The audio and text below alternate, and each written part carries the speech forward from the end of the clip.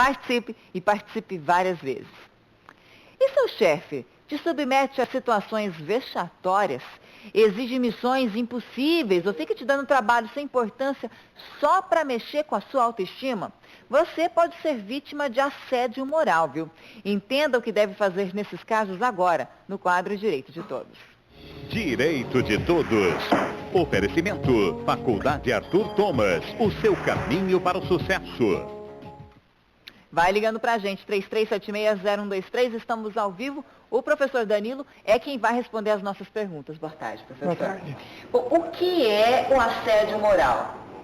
Bom, na verdade, o assédio moral é uma modalidade, né, de um direito, um instituto que foi criado há algum tempo atrás, né, e foi verificado pela jurisprudência, de uma prática reiterada por parte do empregador, né, de pressões psicológicas no ambiente de trabalho que geram aí, por parte do empregador em relação ao empregado, uma pressão muito grande que vai fazer com que o seu psicológico tenha um transtorno psíquico em relação ao empregado.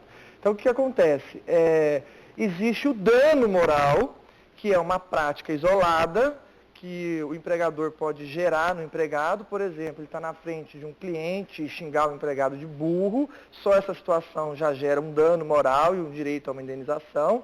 E o assédio moral, que são práticas reiteradas, ou seja, cobranças diárias e pressões psicológicas para fazer, por exemplo, o empregado cumprir metas que a empresa tem. Então a empresa tem lá uma determinada meta e o gerente também tem que cumprir essa meta. Então ele faz com que o seu inferior hierárquico tenha que cumprir essa meta. E ele coloca para ele que se ele não cumprir a meta até o final do mês, corre o risco de ser demitido. Então a pessoa fica com aquela pressão de que se ela não cumprir a meta, isso já é um assédio moral. Porque ela vai sendo comunicada dia a dia. Olha, tem que cumprir meta. Olha, se chegar ao final do mês e não acontecer, olha, você sabe que corre de ser demitido. Por quê? A pessoa vai ficando com aquela pressão toda, né? Então, existem várias formas de assédio moral. A diferença grande hoje entre o assédio e o dano é que o dano está legalizado, o dano moral. Tem legislação, está na Constituição. O assédio moral não tem uma lei que regulamenta. Então, a gente tem que só verificar se a pessoa, o empregado, está tendo essa prática reiterada e que tipo de prática. Por exemplo, o empregador chega e fala assim, olha, a partir de agora, vocês não podem ir no banheiro, só pode ir uma vez no banheiro para tarde. Tem isso? Acontece de proibir ou limitar o tempo de ir no banheiro. Então você começa a sofrer pressão. Imagina você não poder ir no banheiro e ficar ali se segurando. Né? Então, exatamente. Então tem várias formas. Como eu falei para você, o famoso corredor polonês no âmbito das vendas. Gente, isso eu achei um absurdo. Não, então, custa acreditar que isso exista. Então existe. Aquele que vende mais ganha um prêmio, mas o que vende menos, eles se reúnem, né, no final do mês, onde são só homens, né? No final do mês, onde são só homens, né? Fazem uma fila, o que vende menos tem que abaixar as calças, entrar no corredor e todo mundo chutar a bunda dele.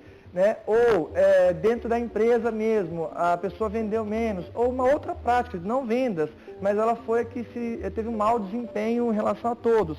Eles pegam uma foto da pessoa, colocam ali, fala o pior trabalhador do mês, coloca a foto dela. Então, chegou uma pergunta aqui, doutora Mariana, ela quer saber se existe assédio moral por parte de professor, chamando de incapaz e outras coisas o aluno. Isso pode ser considerado assédio moral? Assédio moral por parte do professor chamando de incapaz, não. A não ser que seja uma prática reiterada aí, né? Eu acho que pelo jeito são vários, porque ela falou que tem outras coisas, então ela deve sofrer isso várias vezes. O que o professor tem que analisar, eu sou professor, por exemplo, então eu vou dar exemplo do que eu faço em sala às vezes para estimular, né?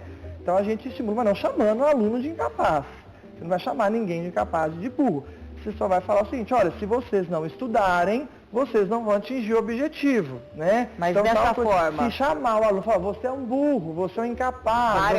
Várias vezes. Isso vai gerar um constrangimento, aí não é nem assédio moral, porque não existe uma relação de emprego ali, é um dano moral mesmo. Aí é dano. Cabe processo. Cabe processo. E como é que você junta essas provas? Por exemplo, a gravação de áudio, a gravação de vídeo, mesmo a pessoa, óbvio, né, a pessoa não sabendo que está sendo gravado, isso vale como prova? Hoje a grande prova é a testemunhal, né, que são colegas e pessoas que presenciaram o fato, vão testemunhar, né. E-mails também servem como prova, né. A gravação do vídeo tem sido utilizada, áudio e vídeo, e acho que o seu trabalho tem dado um valor a ela, diferente das outras áreas. Por quê? Porque entende-se que, às vezes, em determinadas situações, não teria como se provar se não fosse através dessa situação de gravação. Então, alguns juízes, tribunais, o TST tem às vezes confirmado essa gravação, porque a gente sabe quando vai pôr na balança qual é o peso em termos de você resguardar a sua propriedade, a intimidade do outro e a honra do outro, pesa-se a honra do outro, né, a intimidade do outro. Então aí eles entendem que neste caso a prova não seria ilícita. Então a gente tem várias decisões já no sentido de se admitir a gravação, ainda que unilateral, mesmo que o outro não saiba, entendeu? Então é possível, a gravação, sim. Eu a acho gravação que é a melhor áudio forma, né? E o vídeo. É uma das melhores maneiras, porque né? Mas não só, porque... É muito difícil, não é, É difícil, assim, em determinadas situações é difícil. Por exemplo, num doméstico, é só ele que trabalha e ele está... Como é que vai provar? No doméstico, como é que ele vai provar? Né? Então ele vai ter que fazer a gravação. E muitas vezes né? o funcionário, o seu colega de trabalho, fica intimidado, né? Às vezes, porque o assédio, exatamente você falou, pode ocorrer no âmbito horizontal, que é entre colegas, né? Colega ficar chacoteando o outro, tirando sarro e tudo.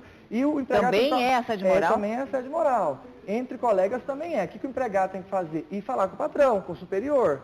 Se o superior não tomar atitude, a empresa vai ser responsabilizada. Entendeu? Então, o primeiro passo, quando é com um colega, é falar com o patrão. Falar com o patrão. Falar que ele está sendo assediado moralmente, sofrendo pressão. Por exemplo, uma pessoa que é obesa.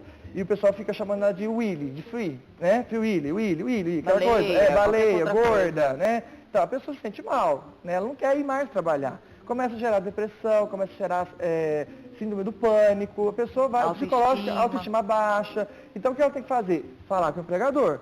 Se ele não tomar uma atitude, a empresa vai se responsabilizar. No caso, se não é o empregador, se é o patrão, e daí? É procurar um advogado? É procurar um advogado, porque normalmente o que acontece? Cabe rescisão indireta também, a pessoa pode pedir para sair do trabalho.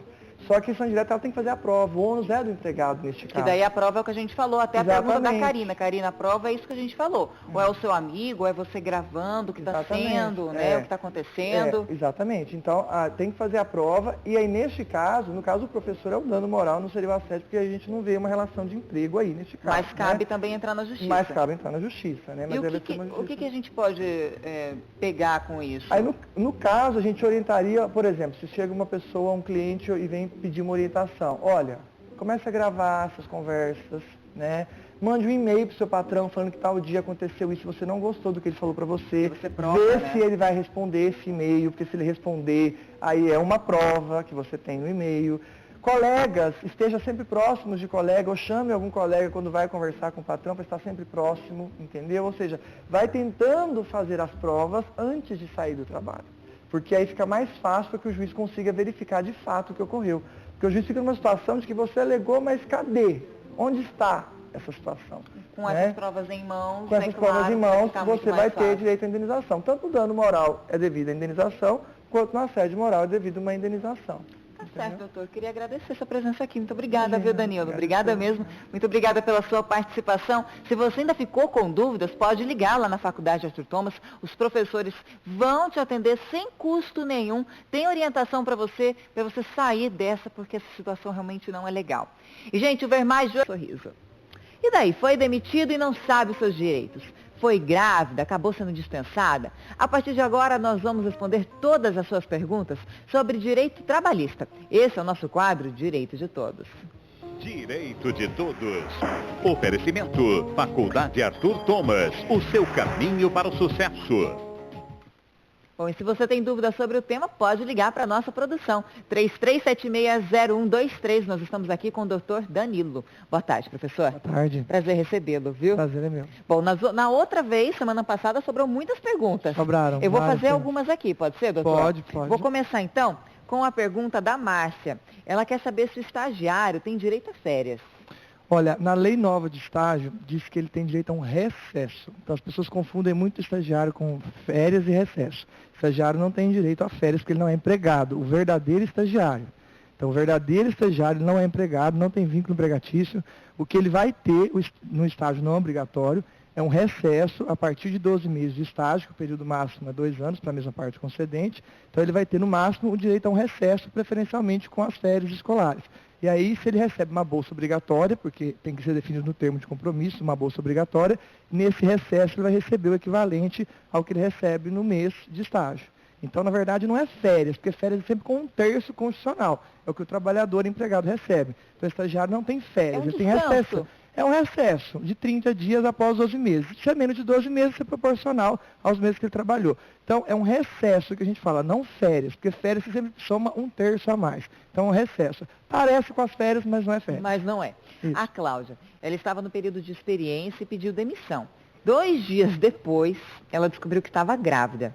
Ela quer saber se a empresa é obrigada a aceitá-la de volta. Olha, isso é um problema sério, porque na verdade é o seguinte, quando ela descobriu que estava grávida, a partir do momento que ela descobriu que estava grávida, era estável. E o pedido de demissão de um trabalhador estável, ele só pode ser válido se for homologado pelo sindicato ou pelo Ministério do Trabalho ou na Justiça do Trabalho. Então ela pode questionar essa questão de ser estável, né, pedir a reintegração ou indenização e discutir o pedido, a nulidade do pedido de demissão dela, justamente por quê? Porque ela não sabia e mesmo porque, como ela é estável, né, o artigo 500 da CLT diz que para que ela renuncie a esse direito, eles teriam que ter homologado essa rescisão dela no sindicato, no Ministério do Trabalho, no Justiça do Trabalho. Então, possivelmente, ela entra com contato com a empresa, faz uma notificação na empresa, né, para a empresa, e aí a empresa vai tomar qual atitude? Se eu sou um empregador desse, eu reintegro essa empregada, porque possivelmente, se ela ingressar com uma ação judicial, o juiz do trabalho Mesmo que ela tenha pedido para sair. Mesmo que ela tenha pedido para sair. Porque esse pedido pode ser, dependendo da corte que analisar, ser invalidado. Por quê? Porque ela estava estável. Já era estável, ela estava grávida, dentro do prazo determinado. Hoje é uma súmula, 244, inciso 3, não tem o que fazer. Então, para o empregador nessa situação, ele corre um risco muito grande de ter que, depois desse período de estabilidade ser ultrapassado, ele ter que indenizar todo esse período para ela. É melhor... Então, é melhor, às vezes, tê-la de volta, né? Reintegrar. Entrar num acordo, reintegrar, fazer a reintegração dela na função, né? Verificar as condições dela, porque às vezes ela trabalha numa função também que não é compatível com a gestação, né? E aí, nesse caso, verificar a situação para poder reintegrar. Por quê? Porque ele vai correr um risco desse pedido de demissão ser considerado nulo em juízo. Por quê? Porque a responsabilidade dele é objetiva. Ou seja, o empregador, sabendo ou não sabendo, ele vai assumir responsabilidade. Então, quando uma empregada, ela pede demissão, ela é demitida, se ela estava grávida, mesmo que nem ela saiba, o judiciário entende que é a responsabilidade do empregador. Ele tem responsabilidade por essa estabilidade. Então, por isso, vai possivelmente ser anulado esse pedido de demissão dela em juízo. Então, nesse caso, eu aconselharia o empregador a reintegrá-la.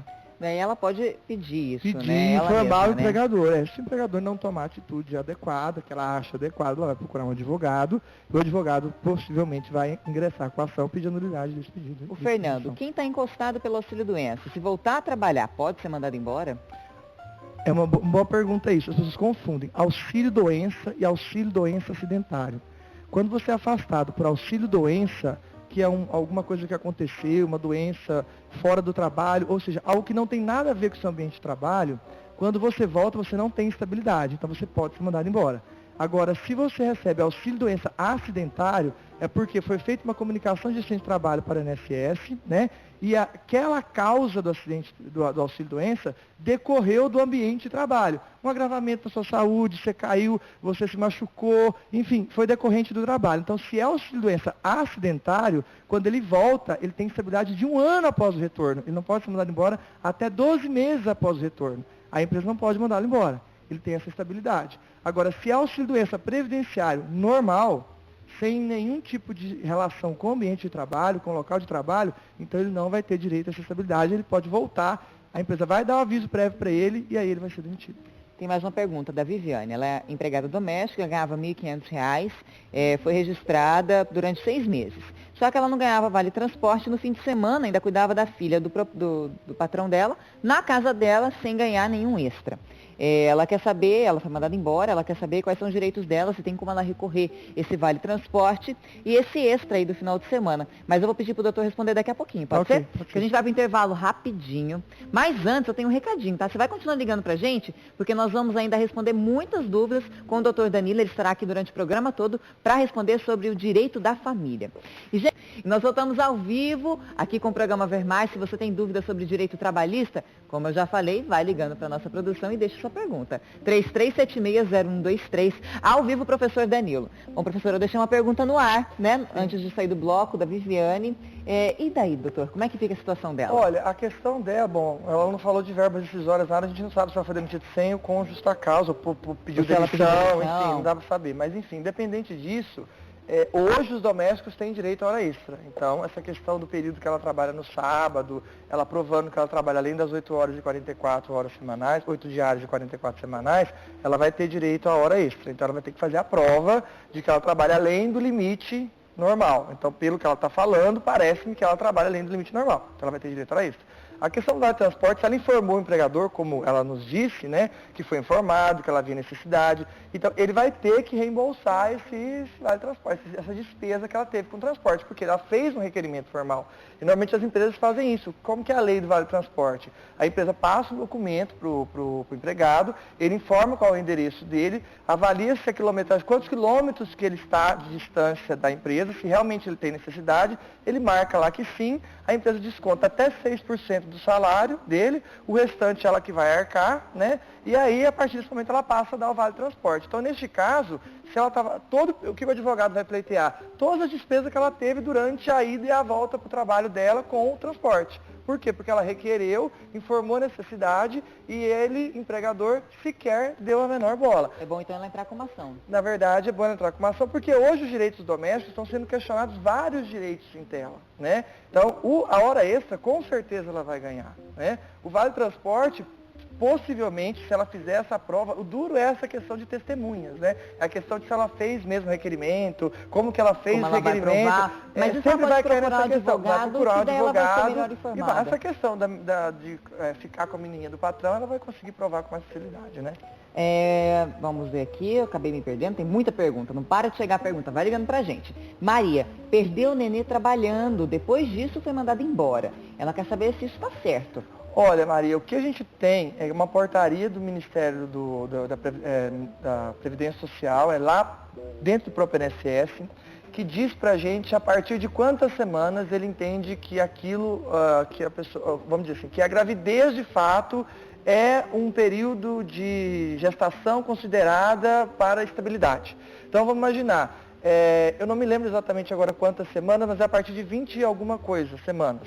Então, quantas semanas a Maria estava quando ela perdeu essa criança? Ela já era estável? Ela já tinha adquirido direito à estabilidade? Essa é a questão que nós vamos ter que discutir. Se ela já adquiriu essa estabilidade, porque ela já tinha tantas semanas de gestação, então vai ser possível a Maria questionar judicialmente e falar, eu já tinha adquirido essa estabilidade, porque eu já tinha tantas semanas de gravidez, a portaria do INSS, inclusive, daria para ela a licença maternidade, mesmo que ela tivesse perdido o bebê, ela teria licença maternidade futuramente, entendeu? Então, quer dizer, porque o que acontece? Às vezes acontece um aborto ali, nas vésperas do parto, e muitas vezes a pessoa não perde a estabilidade por isso, não perde a licença maternidade por isso. Então tem que se analisar com cuidado. Ela vai ter que passar para o advogado esses detalhes, ver quantas semanas ela tem, para poder analisar se realmente ela já tinha adquirido estabilidade e se ela tem. Se ela de fato adquiriu a estabilidade, o empregador não poderia ter mandado ela embora, porque ela seria estável. Se ela não adquiriu a estabilidade, aí ele poderia ter mandado ela embora. Então vai ter que ser analisado isso Ela com pode cuidado. até ligar mais tarde, Maria, lá para a Faculdade Arthur Thomas, que tem toda a equipe de Exatamente, professores, né?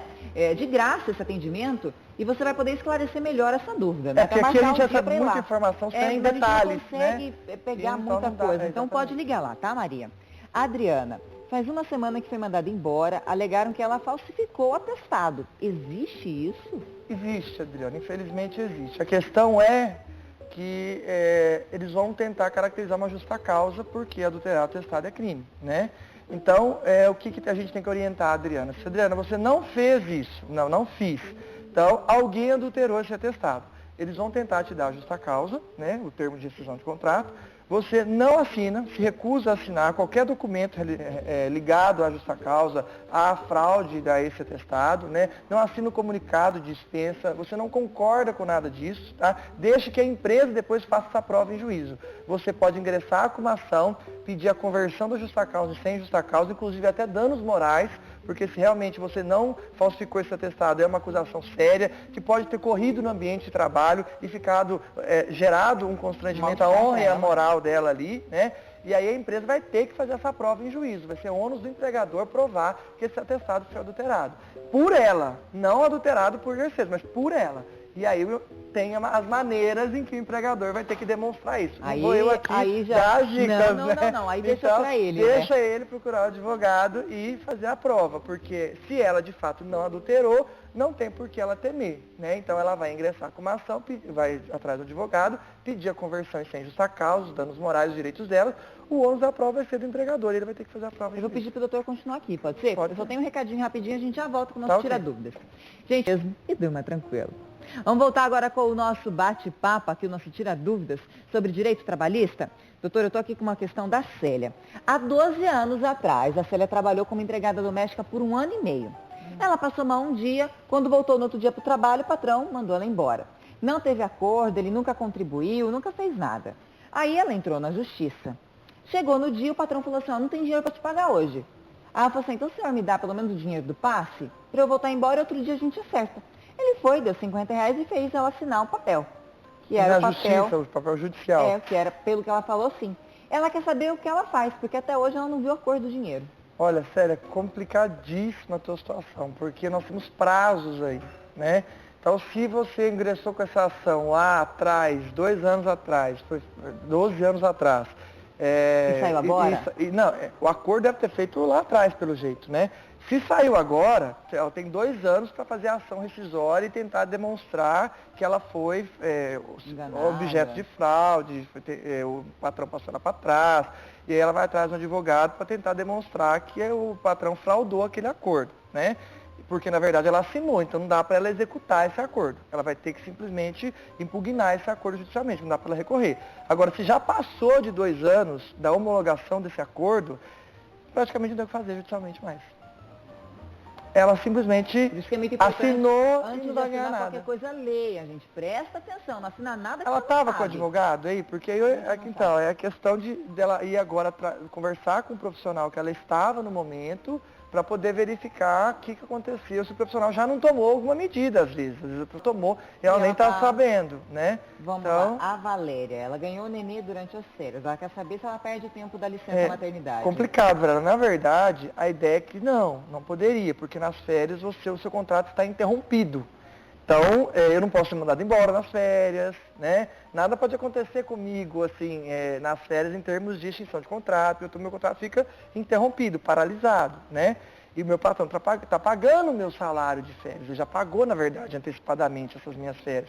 Então, quando você volta, você teria direito a tirar essa licença maternidade de 120 dias aí, né? Porque, na verdade, a licença você pede entre o 28º dia, antes do parto, e o parto. E você tem direito a 120 dias. Então, na verdade, ela ganhou nas férias. Então, quer dizer, ela vai ter que informar o empregador o dia que ela ganhou, para poder sair de licença. Eu entendo que essa licença vai começar a contar a partir do momento que ela volta de férias. Então, aí ela vai ter mais 120 dias de licença. Porque imagine se ela não tivesse tirado férias. Ela ia ter direito a 120 dias e o patrão tivesse que conceder as férias depois. Ele ia conceder mais 30 dias, porque ele não pode dar as férias no meio da licença. Então tem que cumprir as férias para depois... O ideal é que se cumpra as férias e pegue a licença, ou pegue a licença e depois as férias, não misture os institutos. Ela vai ler alguma coisinha, alguém vai dar uma orientação divergente, porque isso não é muito pacífico, mas o entendimento que a gente tem visto é esse, majoritário. Vamos tentar responder pelo menos a da Vanete rapidinho. A nova lei da doméstica tem seguro-desemprego? A hora que ela faz o almoço é incluso nas horas trabalhadas? A hora que você faz o almoço não está incluso nas horas trabalhadas, então tem que parar, pelo menos, se você trabalhar mais de 6 horas, pelo menos 1 hora para descansar. Tem que descansar em algum lugar, não está incluso. Seguro-desemprego tem, mas precisa de regulamentação. Então, quer dizer, a lei trouxe, você vai ter direito ao seguro, você vai ter direito ao fundo de garantia, mas nós precisamos ainda regulamentar. Então, não está regulamentado o seguro-desemprego ainda. E a hora do almoço, ela vai ter que ficar lá paradinha, porque não está embutido no horário dela. Eu queria agradecer a sua presença mais uma vez. Imagina. Muito obrigada. Infelizmente, mais uma vez a gente não deu conta de responder todas as perguntas, mas se você ficou com dúvidas, liga lá na Faculdade Arthur Thomas agora. Tem uma equipe de profissionais que vai te ajudar a atender, tá certo? O Ver Mais de hoje vai... E se você tem dúvida sobre o tema, vai ligando para a nossa produção, 3376-0123. Vamos responder as suas perguntas ao vivo. Aqui comigo, o professor Danilo. Boa tarde, professor. Boa tarde. Prazer recebê-lo no programa. Prazer é meu. Bom, há um tempinho, né, teve essas alterações. Elas já estão em prática e quais são elas, doutor? Bom, ano passado, né, teve uma emenda à Constituição, número 72 de 2013, que trouxeram várias alterações em relação aos trabalhadores domésticos, né, alterando o parágrafo único do artigo 7º da Constituição. Então, algumas alterações já estão vigorando de imediato e outras alterações dependem de regulamentação ainda. Então, o que é importante a população já saber de imediato, né? O que caracteriza um trabalhador doméstico, né? As pessoas normalmente imaginam que doméstico é só aquela empregada que vai lá para casa e tal, mas não é. A primeira coisa, não é isso. O trabalhador doméstico tem 4 requisitos básicos, né? Que a gente tem que saber bem, que é prestar serviço de trabalho contínuo, né? Por isso que a gente vai entrar na questão da diarista depois. Não é uma diarista. Né? Exatamente, porque a legislação da CLT diz que o trabalho tem que ser habitual. Por isso que se você prestar serviço uma vez por semana no meio urbano, você tem a questão de ter vínculo de emprego, porque existe a habitualidade. Na lei da doméstica exige a continuidade, ou seja, é mais do que a habitualidade. São quantos dias, então, para se Pelo menos, ainda nós não temos na lei falando que é habitual, que é continuidade. Mas o TST tem cobrado pelo menos a partir de 3, 4 vezes por semana. Então, até 2 vezes por semana, o entendimento majoritário aí é de que é diarista e não teria vínculo, seria autônoma. Tá? Chegou uma pergunta aqui da Maria, doutora. Ela fala que trabalha para a mesma família há 14 anos. Nunca tirou nem 20 dias de férias. O máximo que pegou foi agora, 14 dias. Mas não foi descontado do salário. Tá certo isso? Não, como que ela trabalha? Ela trabalha trabalha para a mesma família há 14 anos. Como ela empregada. Não fala se é 5 dias, se for empregada, mais do que 3 empregada, dias. como que ela perguntou? Que ela não tirou que férias? Ela nunca tirou férias 20 dias seguidos. Não, o máximo foi 14. Hoje é 30 dias, E o que ela tem que fazer? No caso, ela tem que ingressar com uma ação na justiça, porque existe o direito dela e é o juiz que vai determinar que ela tire as férias e quando ela vai tirar as férias. Mas isso é bom quando você não está trabalhando. Exatamente, mas o que acontece? Os empregados hoje não entendem que a legislação foi criada para que você use os seus direitos enquanto está trabalhando. Porque existe a prescrição de 5 anos. Se for demitido, existe a questão da discriminação. E aí, se ele entrar na justiça e justificar que ele foi demitido por causa daquela ação, o juiz vai reentregá-lo ao trabalho. Então, está tendo muita ação nesse sentido. O empregado está revoltado com a situação, ele ingressa com a ação, pede o direito dele. É um risco que ele está correndo? É um risco que ele está correndo. Então, a maioria não faz, de medo mesmo de ser demitido, porque o empregador vai demiti-lo. Aí, o que acontece? Ele ingressa com uma ação, prova que logo que ele entrou com aquela anterior, o empregador foi e o demitiu. O que acontece? O magistrado entende que houve uma discriminação naquela situação e reintegra ao trabalho. Entendeu? Então está tendo muita decisão. Mas o ideal é tentar conversar primeiro com Normalmente o patrão. É conversar com o patrão. Chamar o patrão, né? Chamar, conversar, pedir as férias, é um direito dele. Aí você vai falar, não, eu só quero te dar 20, eu vou pagar os outros 10. Em tese, chegar é a faculdade dela vender isso. E, na verdade, está até na CLT, a CLT não é aplicável aos domésticos, né? A gente aplica por analogia alguns artigos, mas ela, a faculdade dela poderia, em tese, vender esse 1/3, né? Que é um abono que a gente fala. Então, daria para ela vender esse 1/3. Mas não pode ser imposto, porque ela tem que tirar só isso. Ela tem que tirar pelo menos o 2/3 das férias dela. Ereni, faz 2 anos que está registrada em uma casa. Há 1 ano se afastou por problemas de saúde. Ela quer saber até quanto tempo pode ficar afastada. Ixi, isso aí pode ficar afastado até quando a Previdência deixar. Isso é uma suspensão do contrato de trabalho. Até quando estiver doente? Exatamente, porque primeiro que acontece, o empregador recolhia a Previdência. Então a gente tem que verificar isso. Se o empregador fazia o recolhimento do INSS. Então, presumimos que sim. Que ela já era registrada. Exatamente. Então ela era registrada e o empregador fazia o recolhimento. Então o contrato fica suspenso. Enquanto o contrato fica suspenso, ela não pode ser demitida. Só que o que acontece? Em tese, a prescrição está correndo dos direitos dela.